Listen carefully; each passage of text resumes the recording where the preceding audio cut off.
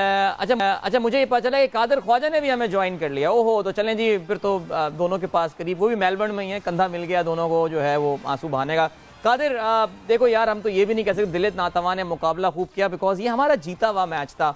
लेकिन social media पे मैं देख रहा हूँ पाकिस्तानी अवाम इन दो डिसीजंस के हवाले से इस वक्त बहुत गुस्से में है। आपका भी लोगों से बातचीत चल रही है, एक तो वो नो बॉल और दूसरी वो जो 3 रन दिए गए हैं बाई के फ्री हिट वाले। देखिए अदील, मैच बहुत मजे का हुआ। जिस तरह पाकिस्तान इंडिया के जो मैच एक्सपेक्ट किए जाते हैं वैसे ही हुए। और जो शुरू की कंडीशन थी, देखिए पिच और ग्राउंड जो थी वो काफी मुश्किल थी।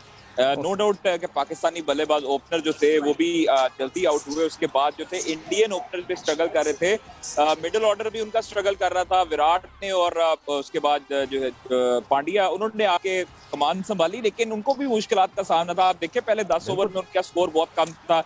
उसके बाद जो थी वो कुछ ऐसी चीजें हुई हैं, आखिर में पाकिस्तानी बॉलिंग से, पाकिस्तानी कप्तान से गलती हुई है कि नवाज का ओवर जो है उन्होंने संभाल के रखा। मुझे इस चीज का भी एक है दुख के उन्होंने, कप्तान ने 4 फास्ट बॉलर के साथ क्यों नहीं गए।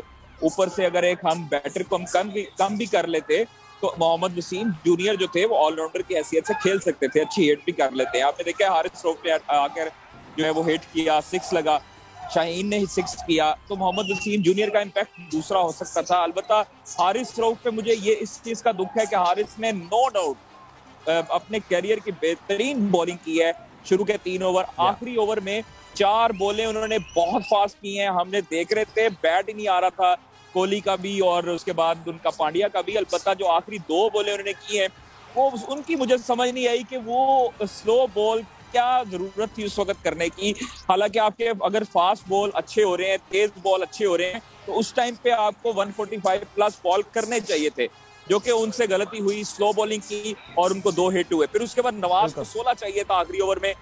आप ये देखें, ये थोड़ा सा कंट्रोवर्शियल है, इस पे जरूर मुद्दा उठाना चाहिए। बाबर आजम ने भी उनसे एहतजाज किया। आप ये देखिए थर्ड लेग अंपायर से भी एहतजाज किया और जो ऑन फील्ड अंपायर थे उनसे भी एहतजाज किया, जो आपके सामने खड़े थे।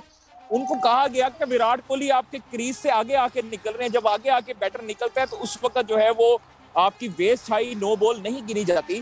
तो ये हमें भी डिसीजन जो शॉकिंग था।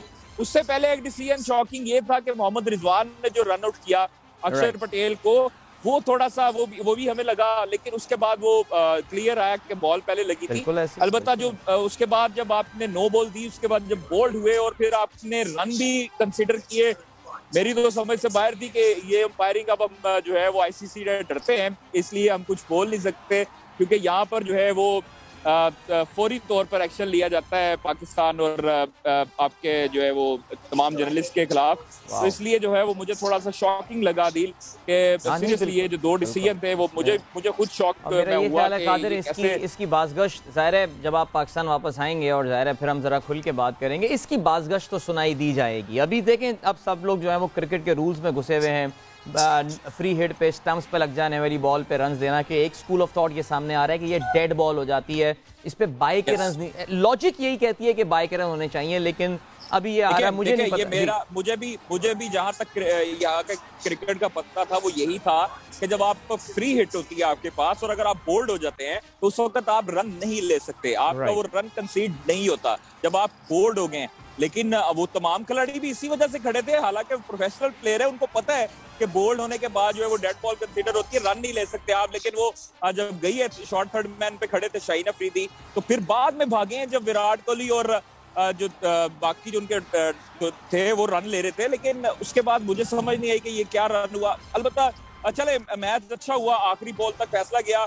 जो आखिरी ओवर था नवाज का, अगर उसकी जगह हम फास्ट बॉलर किसी को बचा के रखते ऊपर नवाज को, क्योंकि हुई है, हिट हुई है, तो इसलिए बाबर ने सोचा कि उसको नीचे रखते हैं। लेकिन थोड़ा सा मुझे लगता है कि कप्तानी में कप्तानी आई थिंक मेरे ख्याल से नहीं, आई थिंक इस पे तो कादिर देखिए, इस पे तो बात की जाएगी और खुल के होनी चाहिए। बाबर एक अच्छे बैट्समैन है, थोड़ा रन्स के लिए स्ट्रगल जरूर कर रहे होंगे, but he is one of the best in the world without doubt, we are so proud of him.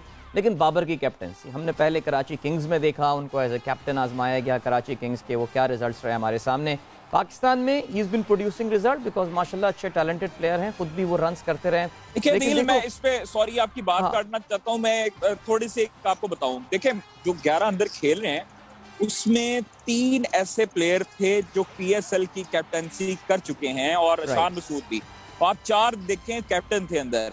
अगर बाबर की कप्तानी अच्छी नहीं है, बाबर की कप्तानी हो सकता है, हर किसी से मिस्टेक होती है। देखिए रोहित शर्मा बड़े मंजे हुए खिलाड़ी हैं, लेकिन वो जाहिर नहीं है कि वो अच्छे कप्तान भी हों। हर कोई एमएस धोनी की तरह कप्तानी नहीं कर सकता वाइज उस वक्त। बिल्कुल। लेकिन शान मसूद, शादाब खान, शहीन शाह अफरीदी, ये तीनों पीएसएल में कप्तानी भी कर चुके हैं। इनको थोड़ा सा बताना चाहिए था, कप्तान के साथ मीटिंग करनी चाहिए थी, बुलाना चाहिए था। जिस टाइम आपका 10 ओवर कंप्लीट हुए, 12 ओवर कंप्लीट हुए, आपको स्ट्रेटेजिक टाइम। लेकिन आप भी जानते हैं कादिर, लेकिन आप भी जानते हैं कि बाबर एक बहुत पावरफुल कैप्टन है। ऑन फील्ड डिसीजन में गलती हो सकती है।